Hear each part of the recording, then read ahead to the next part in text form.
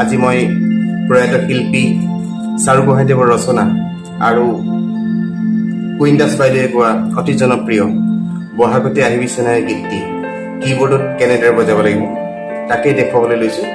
এইটো মোৰ কেইজনমান ভিউৱাৰৰ অনুৰোধ আছিল, গতিকে মই তেওঁলোকৰ অনুৰোধ ক্ৰমে গীতটি দেখুৱাবলৈ লৈছোঁ। গীতটি আমি এফ মেজৰত বজাম। এফ মেজৰৰ কম্বিনেশ্যনটো হ'ল FAC, তাৰ বাকী দুটা সিকুৱেন্স হ'ল CFA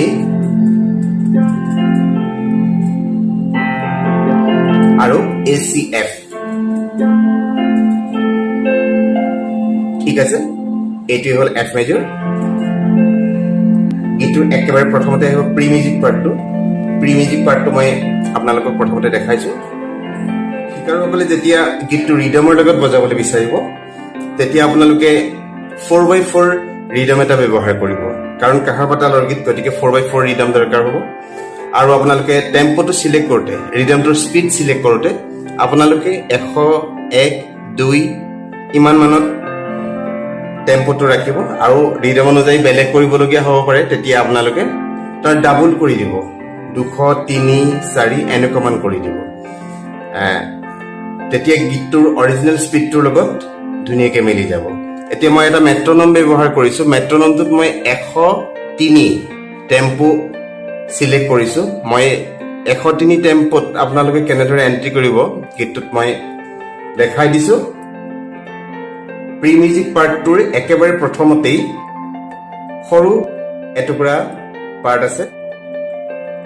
বহুতে বেছ গিটাৰত বজায়, মই এতিয়া বেছ গিটাৰ ব্যৱহাৰ কৰা নাই, মই পিয়ানো ব্যৱহাৰ কৰিছোঁ। মই নোটৰ ওপৰত বেছি ফ'কাছ কৰিছোঁ। টোনবিলাক আপোনালোকে নিজেও মিলাই লৈ চিলেক্ট কৰি ল'ব পাৰিব, কিন্তু নোটবিলাক বিচাৰোঁতে আপোনালোকৰ অসুবিধা হ'ব পাৰে, গতিকে মই নোটবিলাক বিচৰাতে আপোনালোকক সহায় কৰিব বিচাৰিছোঁ। মই এতিয়া সেই সৰু অংশটো দেখাই দিছোঁ, আপোনালোকে চাই ল'ব।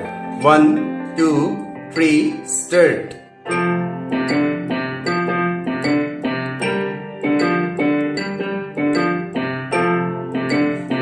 একেবাৰে প্ৰথম অংশটো ইমানেই। মই আকৌ এবাৰ দেখাই দিছোঁ আপোনালোকক। 1, 2, 3 ষ্টাৰ্ট।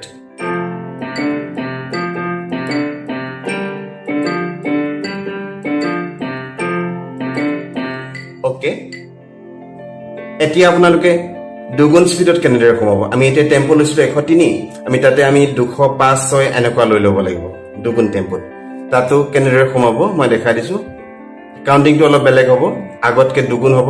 আগতে 1, 2, 3, 4 এনেকুৱা আছিলে, এতিয়া হ'ব 1, 2, 3, 4, 1, 2, 3, 4 এনেকুৱা হ'ব।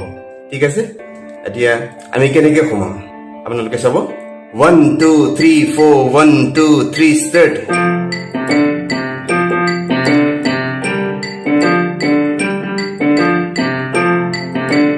এনেদৰে আকৌ এবাৰ চাব। 1, 2, 3, 4, 1, 2, 3 ষ্টাৰ্ট।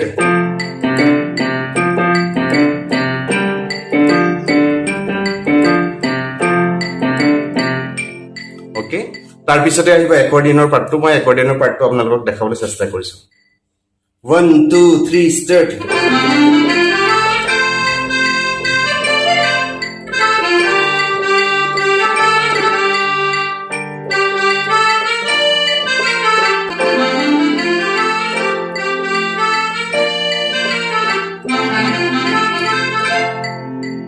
ঠিক আছে,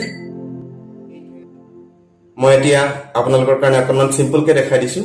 মই অকণমান বেলেগকৈ বজাইছিলোঁ। মই বজাইছিলোঁ এনেদৰে, এইটো ব্যৱহাৰ কৰিছিলোঁ। আপোনালোকৰ এই বস্তুটো ব্যৱহাৰ কৰোঁতে অসুবিধা হ'লে চিম্পলকৈ বজাবা নেকি।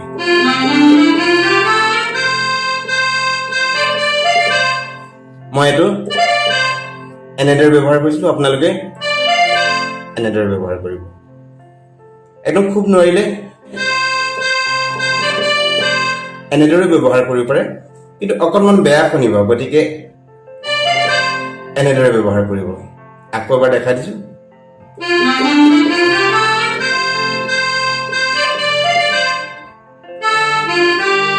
এনেদৰে ব্যৱহাৰ কৰোঁ।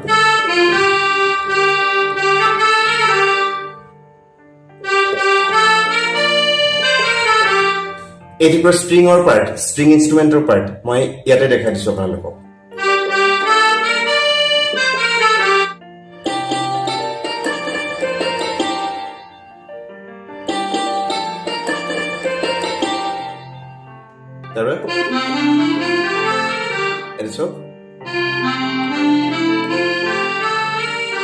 এনেদৰে তাৰপিছত আকৌ এবাৰ বাজিব। এই টুকুৰা অকণমান আপোনালোকে হাতৰ স্পীডটো আনিব লাগিব, একদম শেষৰ টুকুৰা। এনেদৰে আকৌ এক ধুনীয়া একৰ্ডিয়ন ষ্টাইল এটা বাজি আছে। এনেদৰে বাজিব। আপোনালোকে লাহে লাহে কৰিব প্ৰথমতে, তাৰপিছত আহি যাব নিশ্চয়। ইয়াৰ পিছতে আহিব গীতটোৰ স্থায়ী অংশ। মই দেখাই দিছোঁ আপোনালোকক। 1 2 3 4 ষ্টাৰ্ট।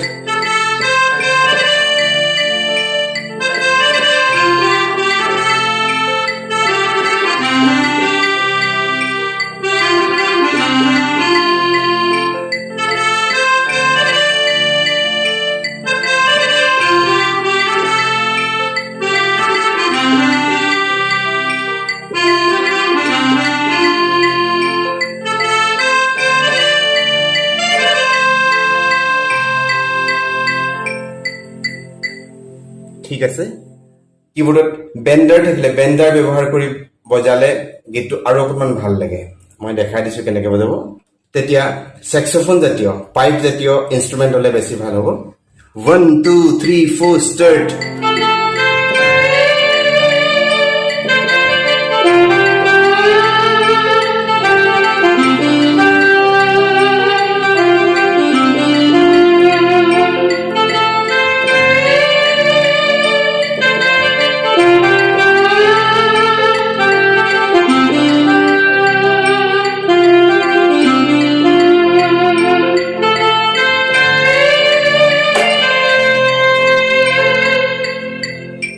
ঠিক আছে।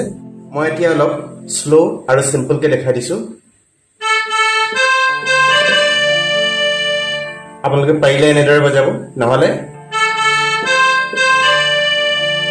এনেদৰে বজাব। তাৰপিছত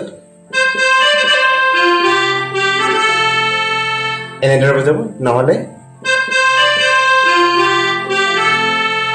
এনেদৰে বজাব।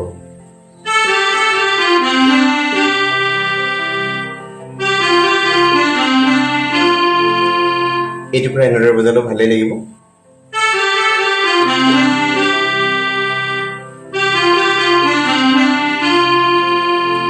ঠিক আছে।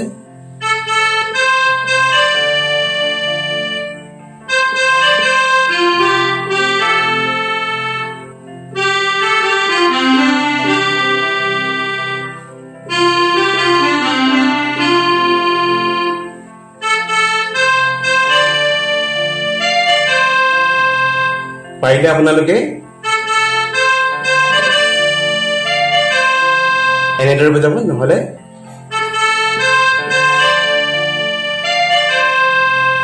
এনেদৰে বজাব। ঠিক আছে। ইয়াৰ পিছতে আহিব গীতটোৰ প্ৰথম ইণ্টাৰমিউজিক অংশ। গীটাৰ প্ৰথম ইণ্টাৰমিউজিক অংশত আছে বাঁহী, গীটাৰ আৰু একৰ্ডিয়ন। মই দেখাই দিছোঁ। গীটাৰ অংশ মই একৰ্ডিয়নতে দেখাই দিম। ঠিক আছে। 1 2 3 4 ষ্টাৰ্ট।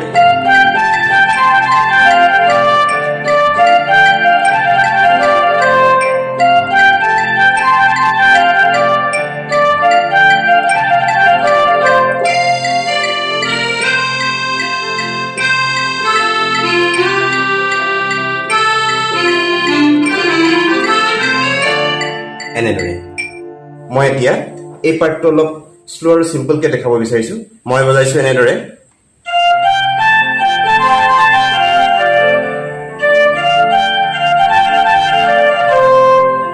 আপোনালোকে এনেদৰে বজোৱাত যদি অসুবিধা হয় তেতিয়াহ'লে অকণমান চিম্পলকে বজাব।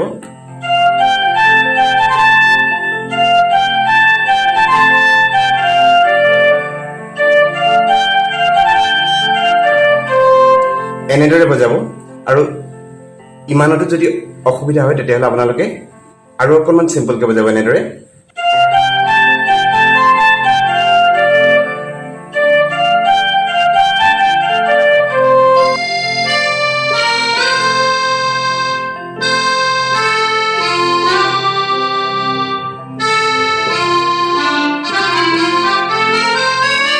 মই বজাইছো এনেদৰে আপোনালোকে যদি বজাব অসুবিধা হয় মই অকণমান চিম্পলকে দেখাই দিছো এনেদৰে বজাব পাৰিলে এনেদৰে বজাব বেছি ভাল লাগিব